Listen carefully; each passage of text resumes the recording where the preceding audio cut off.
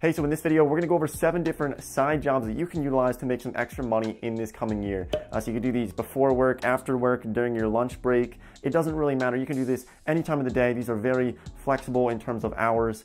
So let's get into these. Pretty excited for this list. Some of these you probably haven't heard of, but they're also not gonna be some of these different ones where you see people talking about these side jobs where you're making, 5 cents for Amazon Mechanical Turk or something just ridiculous. These are all gonna be usually at least $10 an hour or more for these 7 different jobs. Some of these even $15, $20, $25 an hour for some of these side jobs. So let's get into this. Let's start with number 7, not really in any particular order, but these are very legitimate methods for earning some extra income. I've utilized a few of these. I know other people who do some of these as well, so I can really vouch for most of these methods for making money, these side income sources. So let's get into this. Let's start with number 7 here. And number 7 is honestly one of my favorite side jobs that somebody could utilize, and that's by utilizing a dog walking app. So this would be something like Rover or iWag. Now, I'm not affiliated with them. They're not paying me to mention them at all, but these just seem like really cool methods for earning income. So you can get typically between like $12 and $16 per dog that you walk. And so you'll actually get these dog walking assignments on the app. You'll go walk the dog and have fun with the dog.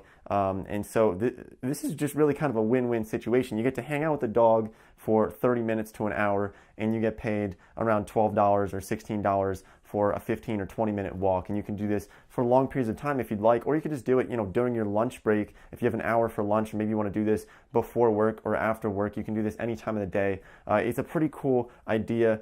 Maybe I'll leave links to iWag or Rover in the description. If I forget to put them there, just find them on the App Store. But walking dogs is a really cool way to, hang out with dogs, have a good time, and also get paid for it and work on your own schedule. It's a pretty easy, laid-back process. Okay, let's get into number 6 here. Now, number 6 is by utilizing a website called Clarity. So it's clarity.fm. Now, I actually just got onto this site, and so what you can do with this is if you have any experience in entrepreneurship, or you've started a business in the past, or you have some type of marketing experience or SEO, there's a lot of different options behind this website, but you can essentially become an expert, and people can call you at a certain rate, and then you can give them advice, and you could, lay in bed and talk to somebody and get paid $60 an hour or $100 an hour to give them advice and be an expert in that particular field. Now, I actually just signed up for this, so I'll leave a link for that in the description as well, but it's something that you might want to look into. If you find yourself in one of those categories, then maybe that's something you would want to explore as an option, because it's obviously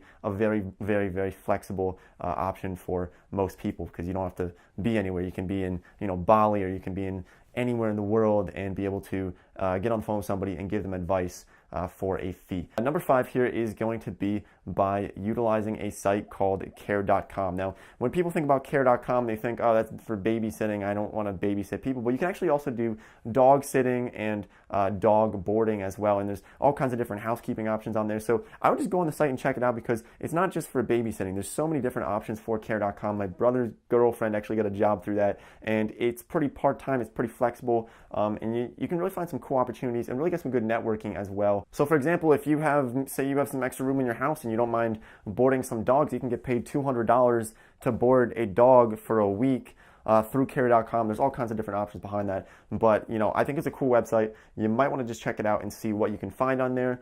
Some things are pretty flexible, and it might be just an awesome opportunity for you. Okay, so the next 4 here on this list, number 4 is going to be by becoming a freelance photographer. Now, I've talked about Shutterstock before, and we're not going to get into that, but what I wanted to mention is by becoming a freelance photographer, and then you can shoot weddings, and you can even do like company headshots, for example. I know somebody who gets $50 per headshot that they do for a company, and they'll go into a company, and the company might have 25 people. They'll charge $50 per person to get their headshot, and so this is just an option for you. Some people might say, I'm not a photographer, I don't know how to take pictures. Well, guess what? There's something called the internet, and you can learn so much behind this. You can go on to Udemy, watch some courses on that, watch something on Skillshare. You can take a course at your local community college if you really feel the need to have a physical presence and have somebody actually teaching you. But you can learn photography somewhat easily. Obviously, there's different levels of skill required that take time to really acquire and build up. But photography is definitely something that you could consider getting into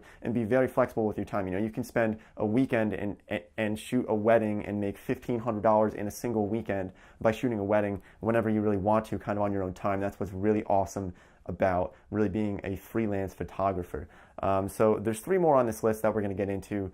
Some of them are pretty interesting, so I hope you'll stick around for this. Now, also, if you do find the video to be helpful in any way, don't forget to drop a like, leave a comment down below on some of your different money-making ideas, side jobs that you might have that I might not have mentioned in this video or some of my previous videos, which you can find on my channel. So number 3 is something that I can personally vouch for, and that's by teaching English online. So there's a few different sites for this. You could use something like QKids, or you could use something like Cambly. Now, I've used Cambly, where you can teach English online. Now, with Cambly, you're only going to make a little bit over $10 an hour. QKids, you can make closer to $20 an hour by teaching English online. And I think the biggest thing that people think, they say, wait a minute, I only speak English. I don't know if I can do this. How do I communicate with them? Well, I only really speak English too. I mean, I can understand German and Spanish, but for the most part, I can really only speak English, but I can still do Cambly, and I do it not too often. I just don't find myself really doing it often, but you can really, make a little bit over $10 an hour on Cambly by just helping people learn English. Usually it's just conversations that you're having with them. They're just getting better at English and they want to have some practice, and you can give them some pointers. But it's pretty laid back. You can, sit in your bed and make money online by just video chatting with somebody who's probably on the other side of the world trying to learn your language. So Cambly and QKids, definitely check them out. I think with QKids you do need to have a college degree, but Cambly you don't. So look into them, and let's get into the next 2. So number 2 is by utilizing a service called Instacart. So this is sort of like Uber Eats or Grubhub, but what you're doing is you're actually delivering groceries. You're actually shopping in the store and then delivering groceries to somebody, and you'll get paid for it. So this is actually something that sometimes Uber drivers will do this and Lyft drivers will do this, but you can do this really almost a full-time gig by delivering groceries to people. But you can also do this very part-time. You get to choose your own hours. The pay is pretty decent from what I've heard. You can go on Glassdoor and just check out the salaries on there and whatnot, but it's very flexible with time, and it's just something that I thought would be really interesting to throw into this list, because it's definitely going to be something that's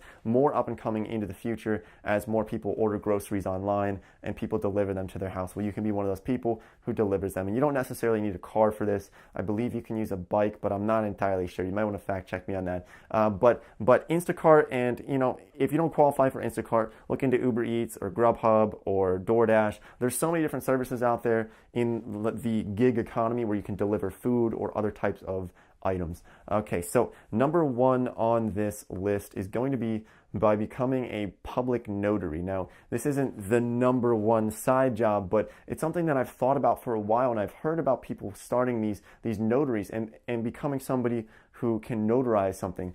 So when you have to transfer a vehicle, or when you have to get something very important signed, you typically need to go to a notary, somebody who has the ability to sort of say, okay, this is a legal transaction, I'm watching this happen, and I'm seeing these people sign off on this, and I'm signing off on this. And so you can look into becoming a notary. It depends what state you live in, but I know for Pennsylvania, it's not incredibly difficult to become a public notary, and you can even run this out of your house. Really just take a look at what other notaries do in your local area, and a lot of them are running out of their house or just a small office, and they're pretty laid back, kind of side jobs. You could make it into a side job. I would look into it for your state. It might not be worth it for you, but it's definitely something interesting that could pay pretty well, usually about $15, $20 an hour at least, for just being a public notary. Okay, so that kind of wraps up this video. Any questions or comments, as always, leave them down below. And don't forget to check out this video if you haven't already, about 7 different passive income sources that you could utilize in order to grow your wealth. Okay, so thanks for watching, and I'll see you next time.